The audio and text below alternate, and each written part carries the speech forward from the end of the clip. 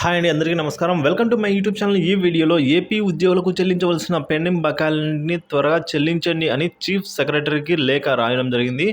So ఈ లేఖను ఎవరు రాశారు, ఆ లేఖలో ఏముంది అన్న పూర్తి వివరాలు ఈ వీడియోలో తెలుసుకోబోతున్నామండి. సో పెండింగ్ బకాయిలు అంటే ఏమేమి పెండింగ్ ఉన్నాయనే వివరాలు కూడా తెలుసుకుందాం. వీడియో ఎక్కడే కానీ స్కిప్ చేయకుండా పూర్తిగా చూసినట్లయితే ఇన్ఫర్మేషన్ అర్థమవుతుంది. అలాగే వీడియో నచ్చినట్లయితే ఒక లైక్ చేయండి. ఇంకా సబ్స్క్రైబ్ చేసుకున్నట్లయితే మన ఛానల్ని సబ్స్క్రైబ్ చేసుకోవడం ద్వారా నేను చేసే ప్రతి ఒక్క వీడియో మీ వరకు రీచ్ అవుతుంది. ఇక వివరాల్లోకి వెళ్ళినట్లయితే బకాయిలు చెల్లించండి అని అడుగుతున్నారు. ఎవరంటే ప్రభుత్వ ముఖ్య కార్యదర్శి ఏపీ సిపిఎస్ఈఏ వినతి పత్రం అండి. సో బకాయిలు చెల్లింపులు ఇతర అంశాలపై అయితే AP contributory pension scheme employees association ప్రతినిధులు సోమవారం అయితే రాష్ట్ర ప్రభుత్వ ముఖ్య కార్యదర్శికి వినతి పత్రాన్ని సమర్పించడం జరిగిందండి. ఈ విధంగా త్వరగా పెండింగ్ బకాయిలు ఏవైతే ఉన్నాయో చెల్లించమని. ఇక 2023 జూన్ వరకు కొంతమందికి మాత్రమే కాంట్రిబ్యూషన్ పెన్షన్ అది జమ అయిందని, ఆ తర్వాత ఏడాది జూలై నుంచి అయితే ఇది బకాయిలు పడింది, అంటే చెల్లింపు కాలేదని అయితే కొంతమంది మాత్రమే 2023 నవంబర్ వరకు మాత్రమే సిపిఎస్ మ్యాచింగ్ గ్రాంట్ జరిగిందని, డిసెంబర్ నుంచి మ్యాచింగ్ గ్రాంట్ నిలిచిపోయిందని, వెంటనే వీటన్నిటిని జమ చేయాలని అయితే అసోసియేషన్ ప్రతినిధులు తెలిపారండి.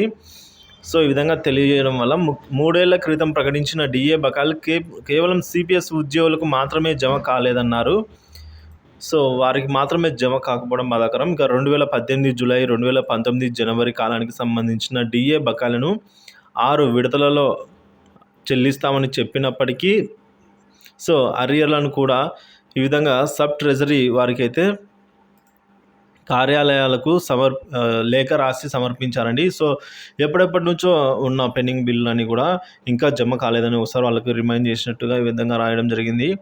సో ఒక 2019 జూలై 1 నుంచి 2022 జూలై 1 వరకు డిఏ బకాయిలు 2023 అక్టోబర్ 31 వరకు రావాల్సి ఉందన్నారు. మరోవైపు బకాయిలకు సంబంధించిన ముందస్తుగా సిపిఎస్ ఉద్యోగుల నుంచి పన్ను మినహాయించుకున్నారన్నారండి.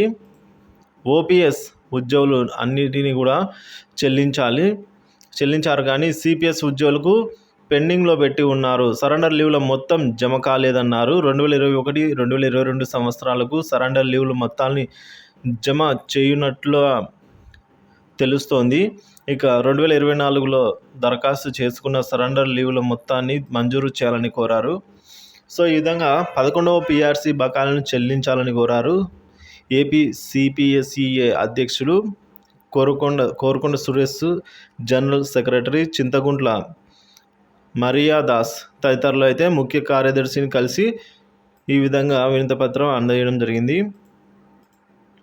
సో ఇక ఈ contributory pension scheme employees association అయితే ఈ విధంగా సోమవారం అడగడం జరిగిందండి. మరి దీనికి సంబంధించి ప్రభుత్వం స్పందించవలసి ఉంది. ఇది అని ఇప్పటివరకున్న తాజా సమాచారం.